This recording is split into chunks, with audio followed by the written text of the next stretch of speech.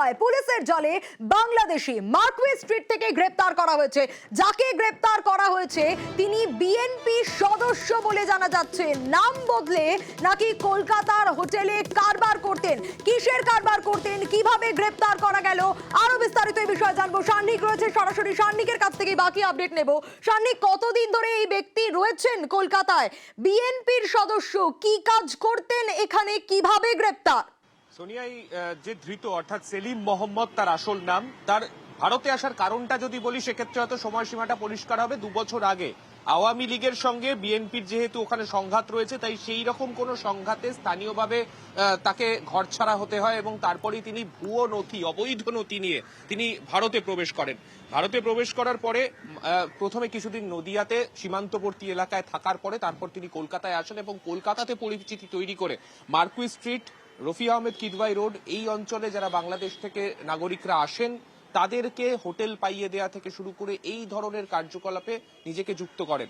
এরপরে এখানকার অনেক মানুষ যারা মার্কুই স্ট্রিট বা এখানকার বিভিন্ন জায়গায় থাকেন আশেপাশে, তাদের অনেকেই তাকে দেখেছেন বলে দাবি করেছেন এবং যে গেস্ট হাউস থেকে তাকে গ্রেফতার করা হয়েছে সেই গেস্ট হাউসের যিনি ম্যানেজার তিনিও দাবি করছেন যে আগে কয়েকবার তিনি এসেছিলেন, কিন্তু প্রত্যেকবারই তিনি যে নথি এখানে জমা করেছিলেন, থাকার জন্য প্রয়োজনীয় যে নথি তিনি জমা করেছিলেন, তাতে লেখা ছিল তার বাড়ি হচ্ছে দিল্লি এবং তার পাসপোর্টে লেখা ছিল তার বাড়ি জয়পুর।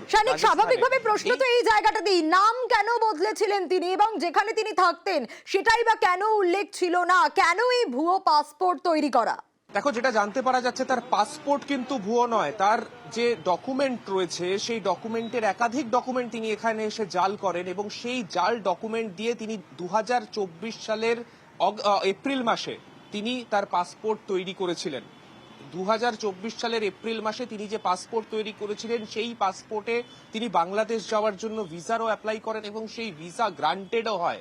সেই ভিসা এই পাসপোর্টে স্ট্যাম্প ছিল এবং লাস্ট সেই পাসপোর্ট নিয়ে এই গেস্ট হাউস, যে গেস্ট হাউস একেবারে শালিক একটু সঙ্গে থাকো, এই গেস্ট হাউসের ম্যানেজার কি বলছেন দেখি। ইন্ডিয়ান পাসপোর্ট দিয়েছে, আমরা তো সব জানি না যে বাংলাদেশের কি এসব তো আমরা জানি না। আমাদের পাসপোর্ট দিয়েছে, আমরা রেখেছি। 19 তারিখে এসেছিল, 23 তারিখে চেক আউট করে দিয়েছে। এই হোটেল থেকে ধরেনি, অন্য জায়গা থেকে ধরেছি। পাসপোর্টে কি নাম লেখা ছিল? পাসপোর্টে রবি শর্মা। রবি শর্মা? হ্যাঁ। ওর তো নাম সেলিম মোহাম্মদ। সেটা আমরা জানি না স্যার সেলিম মোহাম্মদ নাকি, আমাদের পাসপোর্ট যা লেখা আছে আমরা তাই বলেছি যে রবি শর্মা। আপনাদের সন্দেহ হয়েছিল কখনো? পাসপোর্ট দেখেছি, আমি তো সবকে ভেরিফিকেশন করে, আমরা তো বিফর্মও করেছি, সরকার খাতায় তৈরি করেছি। 2 বছর আগে নদিয়ায় এসে রবি শর্মা নামে পাসপোর্ট তৈরি, আর কতদিন ধরে কলকাতায় রয়েছেন, কিভাবে এই কারবার ফেলেছিলেন, আরো বিস্তারিত আমি এই বিষয়টা সান্নিকের থেকে জানতে চাইবো। সান্নিক, কি জানা যাচ্ছে পুলিশ সূত্রে?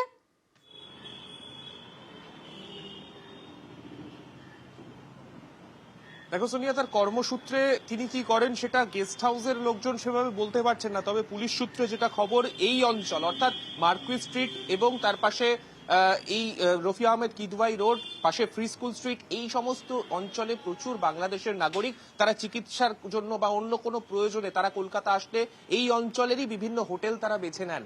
এই জায়গাতে বাংলাদেশি নাগরিকদেরকে হোটেল পাইয়ে দেয়া এবং এই হোটেল পাইয়ে দেওয়ার নাম করে হোটেলের কাছ থেকে কমিশন নেওয়া, অর্থাৎ কিছুটা দালালির কাজ তিনি এই অঞ্চলে দীর্ঘদিন ধরে করতেন, এমনটাই কিন্তু পুলিশের কাছে খবর রয়েছে।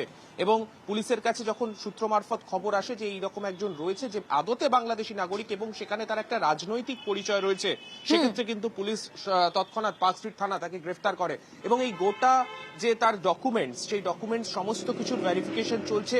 যদি পাসপোর্ট তার অরিজিনাল হয়, ভুয়ো নথির ভিত্তিতে যদি তিনি পাসপোর্ট পেয়ে থাকেন, সেক্ষেত্রে সেই পাসপোর্ট পেলেন কিভাবে তিনি, কেননা ভুয়ো নথির উপর ভিত্তি করে তার ভেরিফিকেশন ছাড়াই কিভাবে তিনি পাসপোর্ট পেয়ে গেলেন, সেই সমস্ত বিষয় কিন্তু পুলিশ খতিয়ে দেখছে। বেশ সান্নিক, অবশ্যই নজর থাকবে। দেখেছি বিল্ডিং এ থাকতো তো দেখতেই হবে তো, আমার তো এই বিল্ডিং এ বাড়ি, ইলিগাল ডকুমেন্টস ছিল ওর কাছে। মানে আপনাদের ওকে দেখে একটা সন্দেহ হওয়ার মতো কিছু ছিল?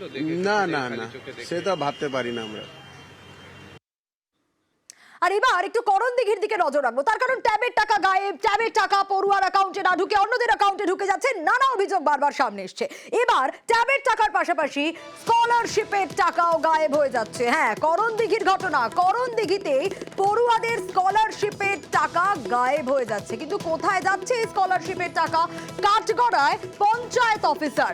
কেন কাঠগড়ায় পঞ্চায়েত অফিসার, জানবো সে বিষয়ে। চঞ্চল রয়েছে সরাসরি। চঞ্চল, পঞ্চায়েত অফিসার কি কারণে কাঠগড়ায়, কতদিন ধরে এই টাকা গায়েব হচ্ছে?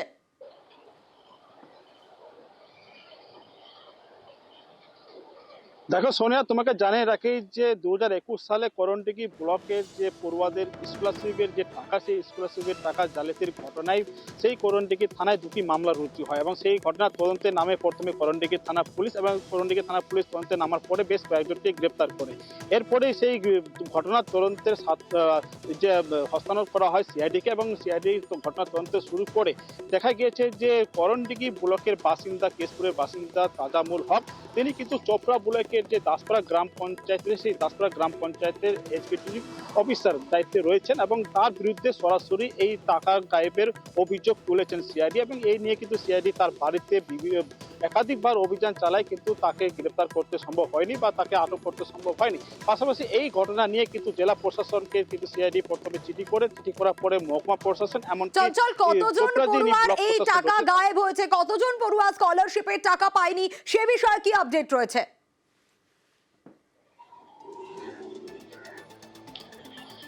দেখো, এই বিষয়ে কিন্তু যেটা জানা গিয়েছে, যেটা সিআইডি সূত্রে যেটা জানা গিয়েছে, যে চিঠিতে উল্লেখ রয়েছে যে বেশ কিছু অ্যাকাউন্ট তিনি ভুয়ো অ্যাকাউন্ট তৈরি করেছেন এবং সেই অ্যাকাউন্টগুলিতে কিন্তু ওই যে এক্সিকিউটিভ অফিসার রয়েছেন তাজামুল হক, সেই কিন্তু অ্যাকাউন্টগুলোতে টাকা সরাসরি ঢুকিয়ে এবং সেই টাকা হাফিজ করে নিয়েছেন। এবং এই যে জানা গেছে যে প্রায় কয়েক শতাধিক পড়ুয়ার টাকা কিন্তু এখানে গায়েব হয়েছে, জালিয়াতির ঘটনা ঘটেছে এবং এই যে ঘটনার মধ্যে সরাসরি তার বিরুদ্ধে কিন্তু অভিযোগ রয়েছে এবং তিনি কিন্তু সরাসরি এই ঘটনার সাথে যুক্ত রয়েছেন, এমনটা কিন্তু সিআইডির মারফত বা সিআইডির তদন্তে উঠে আসে। এরপরই সিআইডি ওই অভিযুক্ত তাজামুল হককে, যে পঞ্চায়েত কর্মী রয়েছে, তার বিরুদ্ধে কিন্তু পদক্ষেপে চেয়ে মহকুমা প্রশাসন এবং ব্লক প্রশাসনকে চিঠি করা হয় এবং ব্লক প্রশাসন চিঠি পাওয়ার পরে কিন্তু পঞ্চায়েতকে নির্দেশ দেওয়া হয়। পঞ্চায়েত পরবর্তীতে ওই এক্সিকিউটিভ অফিসারকে সমস্ত দায়িত্ব থেকে সরিয়ে দেওয়া হয়।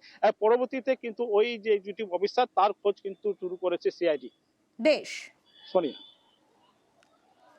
যখন আমার এখানে ও চার্জ পায়, প্রথম চার্জ এখানে পাইছিল, ভিডিও ভালোবাসত, ওকে কাজের দিক দিয়ে খুব ভালো। আগেও কি করছে, অনলাইনে চুরি করছে না কি করছে, ব্যাপারটা তো আমরা বলতে পারবো না।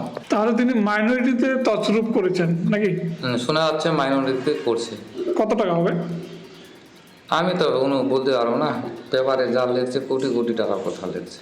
এই পঞ্চায়েতে উনি কতদিন ধরে অ্যাপয়েন্টমেন্ট? 3 বছর মোটামুটি। 3 বছর ধরে কাজ করছিলেন।